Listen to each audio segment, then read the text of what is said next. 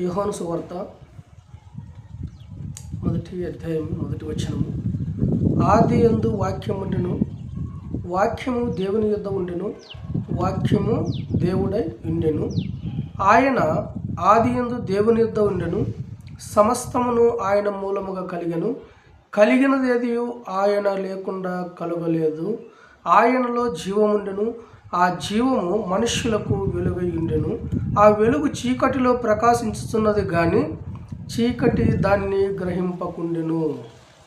చూడండి, దేవుడు వాక్యము సెలవిచ్చినటువంటి రీతిగా పరిశుద్ధాత్మ దేవుడు ప్రేరేపణను బట్టి ఆనాటి కాల సమయంలో ప్రవక్తల ద్వారా వాక్యము నెరవేర్చబడే విధంగా ఆయన వాక్యమును గురించి అనేకులకు ప్రకటించుట కొరకును, ఈ వాక్యం ద్వారా అనేక మనుషులు అద్భుతమైన రీతిగా దేవుని నమ్మి ఆయన కృప చొప్పున నిర్మించబడాలని, ఆయన ఆలోచన విధానములో జీవించాలని, మనుష్యుడు ఏం విత్తుతాడో ఆ పంటను కోస్తాడు అని దేవుని యొక్క వాక్యంలో కూడా సెలవిస్తూ ఉంది.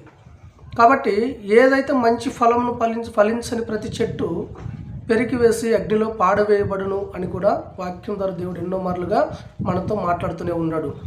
ఆది యందు వాక్యం ఉండెను అంటే అనాది కాల సమయంలోనే ఆ వాక్యము శరీరధారి అయి కృపాసత్య సంపూర్ణుడిగా మన మధ్య నివసించను అని వాక్యము సెలవిస్తూ ఉంది.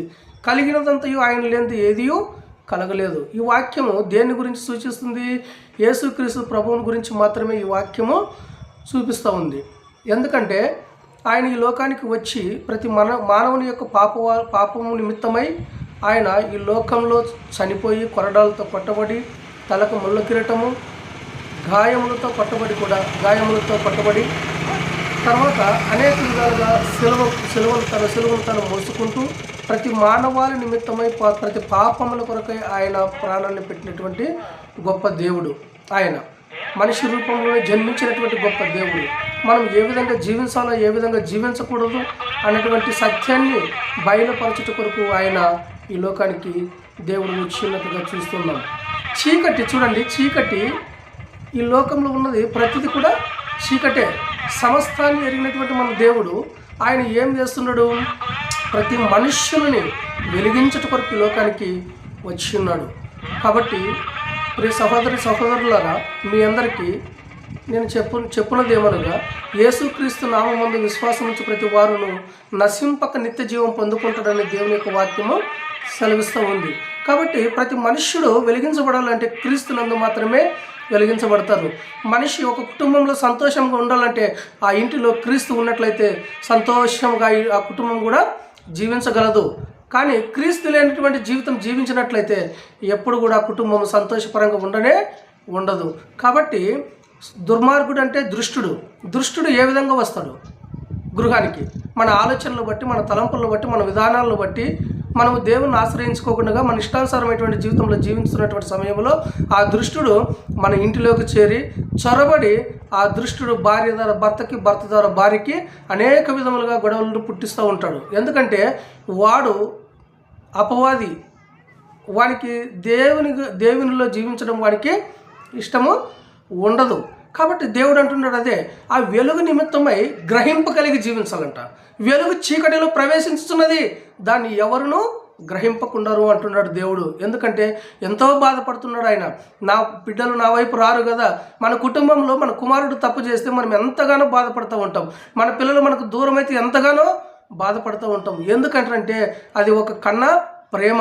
ఆయన తన స్వరూపము చొప్పున మనమల్ని నిర్ణయించుకున్నాడు. కాబట్టి తన అరచేతులతో ఆయన మనల్ని చెక్కి ఉన్నాడు. కాబట్టి తన ఆత్మ అనేది మానవులలోనే జీవిస్తూ ఉంది. కాబట్టి ప్రతి బిడ్డలు కూడా దేవుని యందు విశ్వాసం ఉంచినప్పుడు ఆయన మనకి ఏది కావాలో అది ఖచ్చితంగా చేస్తాడు. మనకు కావాల్సింది చేయడానికే ఆయన ఈ లోకానికి వచ్చాడు. మనం జీవంలో నడిపింపబడడానికి ఆయన ఈ లోకానికి వచ్చాడు. ఆ జీవము మన మధ్య, మన శరీరంలో ఆ జీవాన్ని దేవుడు ఇచ్చాడు. ఒకవేళ ఆ జీవం అనేది మనలో లేకపోతే మనిషి ఏ విధంగా జీవించలేము. కాబట్టి దేవుడు అందుకే అంటాడు ఒక మాట, నిజమైన వెలుగు లోకంలో ఉండెను, లోకానికి వచ్చును, ప్రతి మనిషిని వెలిగించుచున్నది. నిజమైన వెలుగు ఉండెను, అది లోకములోనికి వచ్చుచు ప్రతి మనుష్యుని వెలిగించుచున్నది. ఆయన లోకములో ఉండెను, లోకము ఆయన మూలముగా కలిగెను గాని లోకం ఆయనను తెలుసుకొనలేదు. చూడండి, ఇక్కడ ఎంత స్పష్టంగా వివరించబడింది మాట. నిజమైనటువంటి వెలుగు ఉండెను, అది లోకంలోనికి వచ్చుచు ప్రతి మనుష్యుని వెలిగించుచున్నది.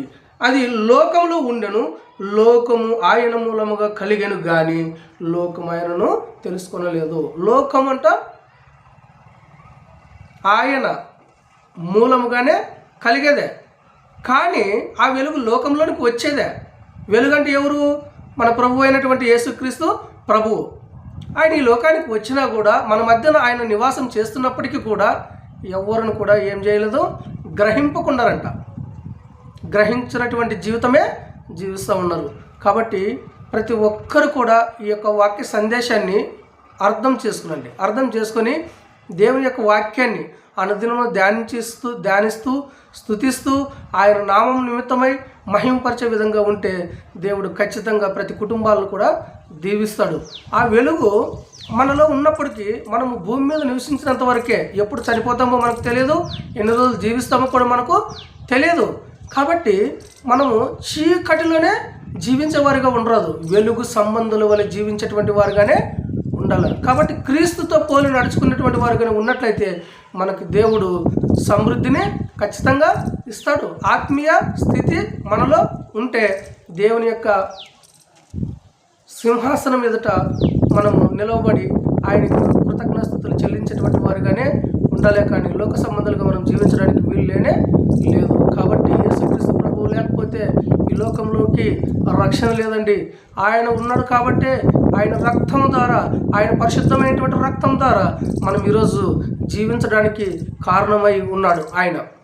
కాబట్టి ఎవడైనాను నన్ను వెంబడించని కోరిన ఎడల నా శిలువనెత్తుకొని అనుదినమున నన్ను వెంబడించండి అని దేవుడు తన వాక్యం ద్వారా కూడా ఎన్నో మార్లుగా మాట్లాడుతూ మనతో వచ్చాడు. తన ప్రవక్తల ద్వారా మాట్లాడుతూ కూడా వచ్చారు. కానీ మనం ఏం చేస్తున్నామంటే మనకిష్టమైనటువంటి జీవితాన్ని ఏర్పరచుకుంటున్నామే, కానీ దేవుని చిత్తానికి వ్యతిరేకంగా జీవిస్తున్నాం. కాబట్టి ఇక నుంచైనా మన ఆత్మీయ స్థితిని అనేకులు కూడా మార్చుకొని దేవుని యొక్క ఆలోచన విధానము, ఆయన మాటలు ఏం మాట్లాడతాడు అని వాటిని తెలుసుకోవాలా. అందుకే అంటాడు కీర్తనల గ్రంథంలో 1వ అధ్యాయంలో మాట అంటాడు, దృష్టిని యొక్క ఆలోచన చొప్పున నడవక, పాపుల మార్గంలో నిలవక, అపహాస్యకులు కూర్చున్న చోట కూర్చుండక, యెహోవా ధర్మశాస్త్రం నందు దివారాత్రములు ధ్యానించేవారు ధన్యులు అంటాడు. వారు నీటి కాలువలున్న ఏరును నాటబడినదై ఆకు వాడక తన కాలమందు ఫలమిచ్చి చెట్టు వలె ఉంటారు అన్నాడు. కాబట్టి ఎందుకంటాడంటే ఎప్పుడైనా సరే ధర్మశాస్త్రాన్ని యొక్క బైబుల్ గ్రంథాన్ని మనం పరిశీలన చేస్తూ ఉన్నప్పటికీ ఆ జీవం, ఆ ఆత్మీయ స్థితి ఎదుగుదల అవుతుంది. కానీ ఈ లోకంలో ఉన్నంత వరకు మనం ఎప్పుడు కూడా దేవునిలోనికి వెళ్ళడానికి ప్రసక్తే లేదు. కాబట్టి దేవుని యొక్క చిత్తాన్ని నెరవేర్చాలంటే పనికిరానటువంటి జీవితం జీవించరాదంటే పనికిరాని వాళ్ళ దగ్గర మనం సహవాసము చేయకూడదు. మన పరిస్థితులు మారాలంటే మనము ఏకాత్మగా దేవుని యొక్క ఆత్మీయతలో పూర్ణ హృదయంతోనూ నీ పూర్ణ ఆత్మతోనూ నీ దేవుడైన యెహోవాను ధ్యానించాలి. ఆయన యొక్క ఆలోచనలు తెలుసుకోవాలి. ఆయన ఆలోచనలు తెలుసుకోకపోతే మన జీవితం ఏ రోజు కూడా ముందుకు కొనసాగడానికి వీల్లేనే లేదు. కాబట్టి ఈరోజు పడిపోయిన స్థితిలో ఉంటే దేవుడు ఏం చేస్తాడంటే మన తప్పిదములు, మన పాపములు మనం వెంట పెట్టుకొని దేవుణ్ణి అడిగితే దేవుడు ఏం చేస్తాడు? దేవుడు ఏమీ చేయలేడు. కానీ ఎప్పుడైతే నీవు నన్ను నా తట్టు తిరుగుతావో అప్పుడు నీ పైన నా దృష్టిని ఉంచుతాను అని ఆయన మాట్లాడతాడు. నీవు నా యందును నేను నీ యందును ఉన్న ఎడల ఫలించి అభివృద్ధి పొందుతారు అంటాడు. కాబట్టి మనం ఫలించాలన్నా, అభివృద్ధి పొందాలన్నా, మన ఆత్మీయ స్థితి ఎదుగుదల ఉండాలన్నా, మనం చనిపోయినను మరలా తిరిగి దేవుని యొక్క చిత్తంలో నెరవేర్చబడాలన్నా ఈ లోకంలో ఉన్నటువంటిది ప్రతిదీ కూడా నాయన వ్యర్థమే. కాబట్టి ప్రతి విషయాన్ని మనం ఖచ్చితంగా తెలుసుకోవాలి. ఆత్మీయ స్థితిలో ఎదుగుదల కలిగి జీవించాలి. మన పరిస్థితులను మనము మార్చుకోవాలి. ఆయన ఆలోచన విధానంలో ముందుకు కొనసాగాలి. అనేకులను ఆత్మల రక్షణ కొరకు నిలవబెట్టుకోవాలి. ఆ ఆత్మీయ స్థితిని ఎప్పుడైతే మనము మన ఆత్మీయ స్థితిని నిలబెట్టుకొని దేవుని యందు విశ్వాసం ఉంచుతామో అప్పుడు ఖచ్చితంగా మన ఆలోచనలు, మన తలంపులు ఎల్లప్పుడూ స్థిరమైనవిగా ఉంటాయి. కాబట్టి దేవునికి ఇష్టానుసారమైనటువంటి జీవితం జీవించాలే కానీ పనికిరానటువంటి జీవితం జీవించకూడదు. కాబట్టి సైతాను ఎప్పుడైతే దేవునిలో ఉన్నటువంటి వ్యక్తులతోనే వాడు ప్రవేశించి వారి యొక్క జీవితాలను నాశనం చేయడానికి మాత్రమే వాడు వస్తూ ఉంటాడు. కాబట్టి ప్రతి విషయంలో కూడా మనుషులు ఏం చేయాలంటే దేవుని యొక్క చిత్తానికి వ్యతిరేకంగా జీవించకుండా దేవుని ఆత్మీయ స్థితిని, ఆ యొక్క దేవుని శక్తిని పొందుకొని ఆయన ఇచ్చేటువంటి బహుమానాలని మనం పొందుకునేటువంటి వారిగానే ఉండాలా. కాబట్టి పరిస్థితులను ఎప్పుడు ఏ విధంగా తారుమారైపోతాయో మనకు తెలియదు. కాబట్టి దీపం ఉండగానే మన ఇంటిని చక్కపరుచుకునేటువంటి వారిగా ఉండాలని దేవుని యొక్క వాక్యము సెలవిస్తుంది. ఈ కొద్ది వాక్యం దేవుడు దీవించి తన వినికిడిలో ఆశీర్వదించును గాక. ఆమేన్.